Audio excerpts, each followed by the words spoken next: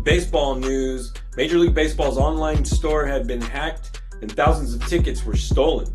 Online tickets. In a statement released by MLB, they said that these tickets were stolen by some bad actors. In a related story, the whole cast of the movie Moneyball was arrested and later released.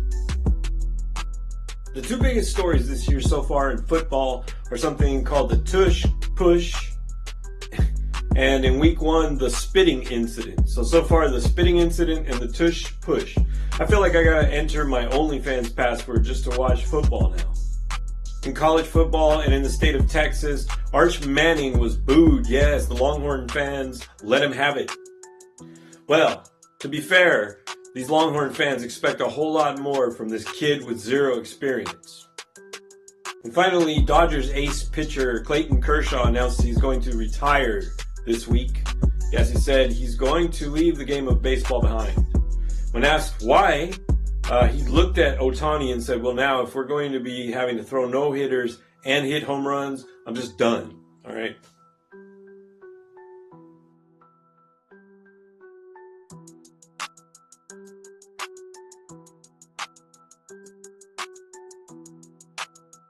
What's up, everybody? Hello, sports fans. Thank you for tuning in. I'm Jackie D, and we are rebranding this show. Yes, it's now the Play Action Sports Show. Thank you very much for tuning in. Let's talk about this week's Pick 6. Yes, we're picking 6 games here, 4 in the NFL and 2 in Major League Baseball. We will also be picking some basketball games when that gets going, and a little hockey. Why not? So our first game is going to be the Rams against the Eagles. Yes, the Eagles are 3.5-point favorites so far, and it's 44.5 points. We're going to take the under and say it's going to be a 33-point total, with the Eagles defeating the Rams 21-12. Yes, the Eagles are going to beat the Rams by 9 points. The next game is in the AFC, the Steelers at Patriots. Of course, the big story of this game is Aaron Rodgers. Will he do well again like he did in week 1? Well, we're going to have him at 44-14, defeating the New England Patriots in New England, 44-14. That's the over. A total of 58 points in this game to beat the 44.5. Next, we've got the Las Vegas Raiders are going into Washington, D.C., the nation's capital, to face a Commanders team which is with a quarterback who's questionable. Jaden Daniels, of course, practicing with injuries. We don't know if he's going to play or not. Even with Mariota, I think the Commanders are going to get it done 35-18. Yes, they're going to get it done 35-18. That's a 17-point lead. So we're taking the over 53 points to beat the 44.5. Finally, in the NFL, we've got an AFC-NFC super match here with the 0-2 Kansas City Chiefs going into New York to face the Giants. Yes.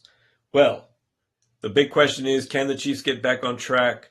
Will Mahomes and Kelce find the connection again? Also a big question, when will Wilson be sat and when will Jackson Dart start for the New York Giants? A big question. When will Darth Vader take over the empire? Find out this week.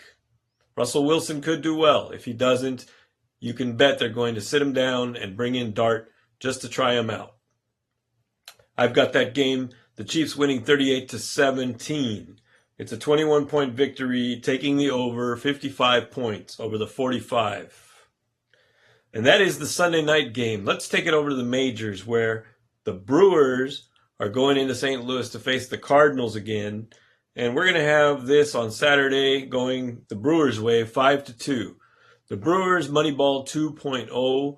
Yes, they're surprising everybody in the league with, one of, if not the lowest team salary. And they're doing exceptionally well with this group of players. So look out for the Brewers in the NL.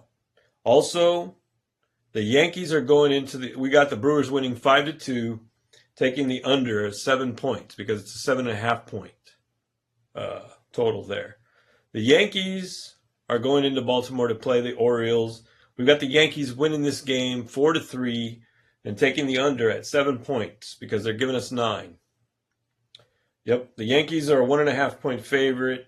I think they're going to win by one, 4-3. Those are the 6 picks. Yes, I hope you enjoyed it. Enjoy your gaming safely and have a good time out there.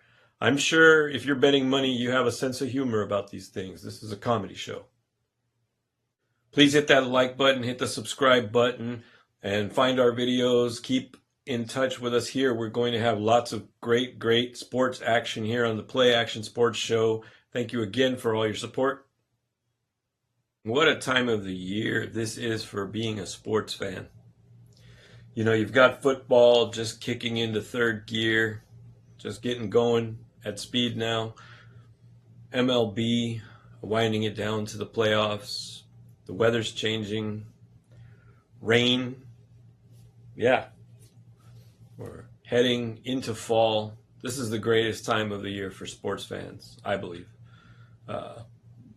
Liking football and liking baseball, that would make it for me the best time of the year for sure.